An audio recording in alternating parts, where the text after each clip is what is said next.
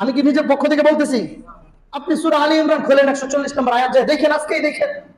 আল্লাহ তাআলা এই কথা বলেছেন যে এই দিন না, আরো দিন আছে। এই জন্য দুনিয়ার যত জালেম আছে তাদের সতর্ক হওয়া দরকার।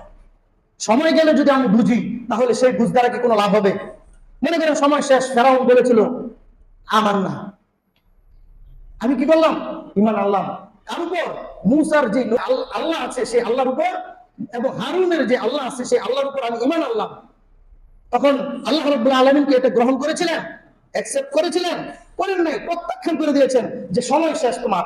এখন তুমি যতই বলো যে আমি ঈমান এনেছি, এখন আর তোমার এই ঈমান আনা গ্রহণ করা হবে না। এই জন্য সময় থাকতেই আমাদের সতর্ক হওয়া দরকার। গত এক সপ্তাহে বাংলাদেশের মধ্যে অনেক কিছু হয়ে গেছে, ঠিক না?